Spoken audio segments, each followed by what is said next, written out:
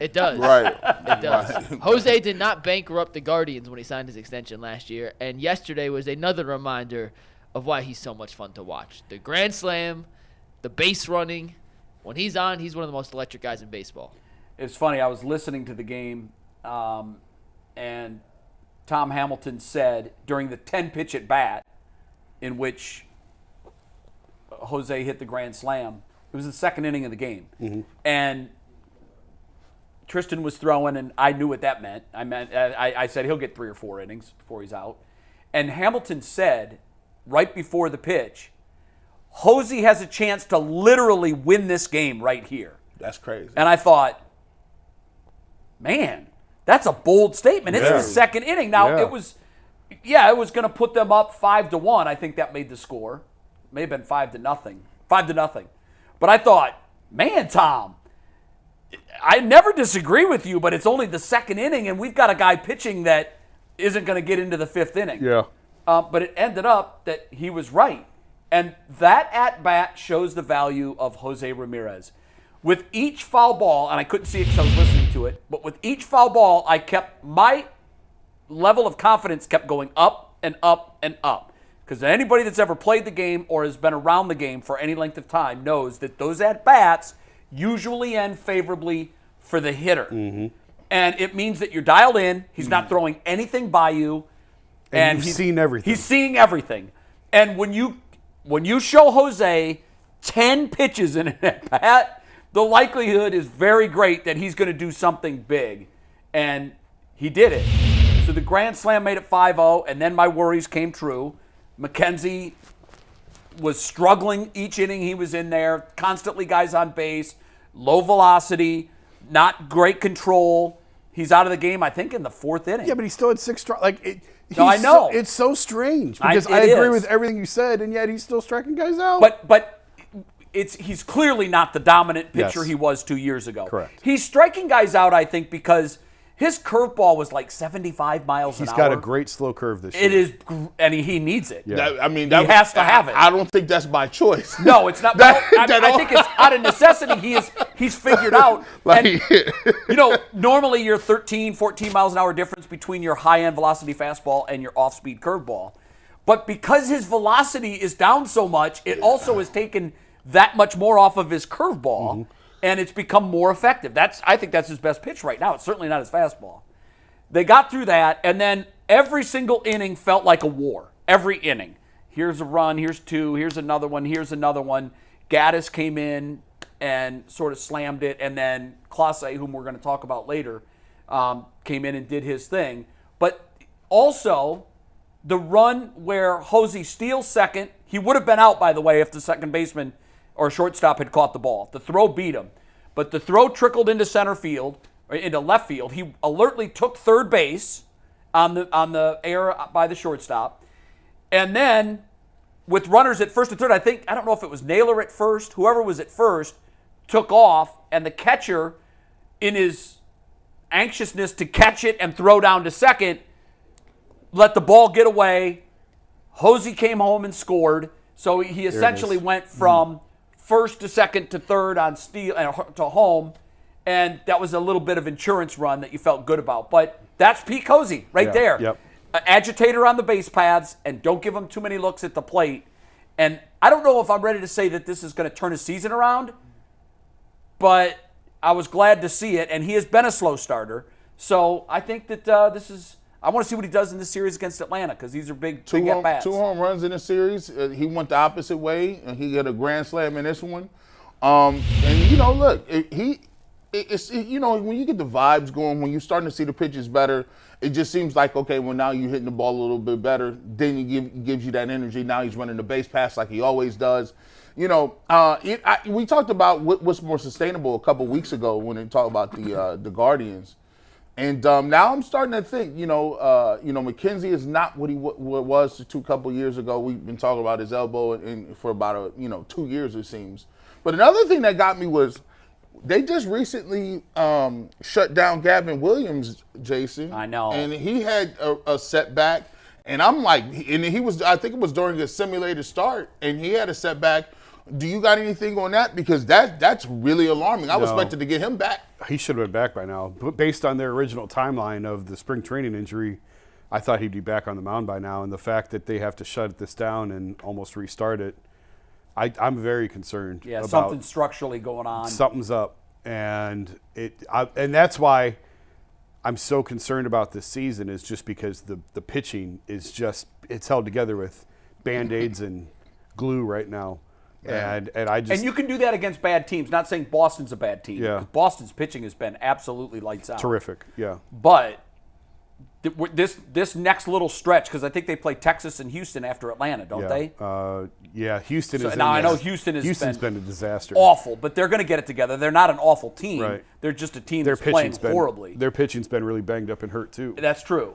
But I Boston think hit Carrasco hard the last time he was out, and Carrasco was one of the bright spots. he had been. Yeah, and they hit him kind of hard. So it's like, man, for once, you're like, you know, the bullpen is playing better. The bullpen. I think we have the best bullpen in baseball. They're just terrific right now. I did not like Gaddis in a starting role, but he has been lights out. Been great. Isn't it funny, as we've watched historically, the guys that did it historically well, were Smoltz and Eckersley. Mm-hmm. They went from top shelf starters to best relievers in the game. Yep. It is a very difficult transition to make. Everybody wants to be a starter. It's tough to do that. But I agree with you, Jay. I think the way he's handled this, and I think he's got the makeup for it. Yeah. Because psychologically, it's a big, big deal to be able to come in when those outs are precious. And it looks like he's going to be the Miller to the 2016 team. Right. And it looks like Clase is the Allen. Yeah, the high leverage reliever, as they call them these days. It is. Yeah, It's it the is a high HLR, and that'll be get. If you have like one dominant pitch and one secondary pitch, you can do that. You can. All you need is two pitches. You could be a great. And you're only going to see. You're never going to see anybody twice in Right. the same day. Right. And there is a big benefit to getting. Even though those are the hardest 3 outs to get in the 9th, and then the second hardest 3 outs to get are in the 8th. I think we are really well positioned to make these games 7 innings, and that's a huge benefit when you can do that. Yeah. But I'm worried about this weekend. I don't know that you can get 5 and 6 innings out of the starters right now. It's across baseball that guys are barely making it through the 5th now. I know it is, and I'm waiting for somebody to do the deep dive on the rate of injury. And I looked, and it wasn't a complete research project, but the one thing that I found that wasn't totally anecdotal, because I was going off anecdotally. I'm like, God, everybody's getting hurt. And I went back and I started looking. I'm like, well, guys get hurt in April. Pitchers get hurt in April. Typically because you tried to go from second gear to 4th. You've got to slowly ramp these guys up. And I know there's been a lot of, not a criticism, but the negative comments that I've heard on Vogt is that he's not stretching out his starters. Well, I'm okay with that. He's being overly cautious, and he should be. He's lost his Cy Young winner. Another Cy Young caliber pitcher that he has that's teetering and hanging by a thread. Yeah. I'm okay with being cautious in April. But I think that when someone finally does this deep dive, it's not going to be the pitch clock. I think it's the added emphasis on spin rate. It very well could be. And I'm waiting for somebody to really go into that look, because anecdotally, I thought the injury was pitch clock related. But it's more with the inception of the emphasis of the spin rate. Yeah. Go back and look when that became a big thing. And that was only like 6 years ago, 7 years ago. I don't even know if the it's been that long. Astros staff really started pushing it. Yeah. And then everybody was measuring it, and then everybody was doing their best to increase it. And I know myself, when I try to increase my spin rate, it's putting more pressure on my arm. Yeah.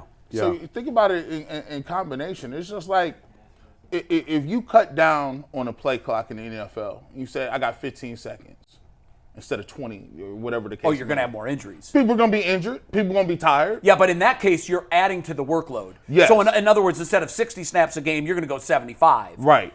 In this case, the pitch count, and I looked at this, the pitch count has not gone up.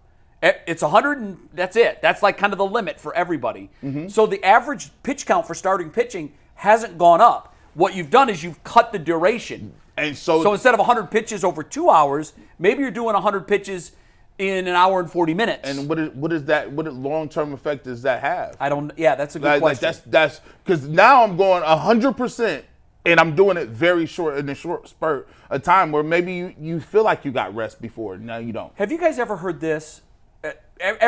Bob Feller used to talk about this. We didn't get hurt. We didn't have pitch counts. And I'm wondering, like, did they really not get hurt? I mean, go back and look at their starts. They 40 starts a year. Yeah. You had 4 starters. Crazy. And they each made 40 starts a year. But how much were they really throwing some of these exotic pitches that they throw today? I don't know, but the old timers will tell you they're babies because we've babied them. I mean, how much practice were they doing too? Like, I feel like dudes came from like they Well, work these job. guys went home and worked at the hardware store in the And offseason. then came. But here's where I disagree with that, because kids are having Tommy John surgery now. Kids. Well, kids have had 14, 15, 16 But I year olds. remember in the 80s, I pitched with a kid who was 15 and had Tommy John. And I don't have the evidence to back this up. It feels like that's happening far more often now than it was 30 years ago, 40 years ago. And I would answer that this way. The stress that you're putting on a 13-year-old's arm today, a top 13-year-old pitcher, is double or triple what it was when I was playing. Absolutely. Because here's what I did when I played. I played in a rec team. I played on a travel team. I had a very strict innings count. Now, my dad coached me for most of my years, so he was present for both and knew exactly how much work I had at one level. Now, watching my son go through this, and it's been 20 years since I've watched him go through it, but in the mid-'90s to late 90s, really into the 2000s, because he was 13 in 03, his travel team coach gave a rat's ass what he threw in rec, and his rec coach didn't care what he threw in travel. Yeah. They were not in sync. So there were days Corey would, if I wouldn't have stepped up, Corey would have pitched 60 pitches on Monday and 60 more on Wednesday. And that's when I noticed it wasn't Tommy John surgery, it was the growth plate. Yeah. And now we lived in Florida at the time, and the season never ended. Right. They played winter ball, spring Yep. ball, fall ball, travel ball, everything, Yep. 12 months a year. And there was this rash, including Corey, of kids that broke their growth plates. Oh, wow. And I remember saying at the time, I didn't know what a growth plate was when I was 12. Yeah. Now, another reason they were breaking growth plates is because they were throwing curveballs before their bodies were developed. Yep. You can't stress that spot in the arm at that young of an age. Right. So I think the youth thing is interesting. I'm looking more at these guys that are grown men that used to be able to pitch 40 times a year and throw 130 pitches and weren't getting hurt. I don't know what came first. Yeah. Was it the training or the injuries?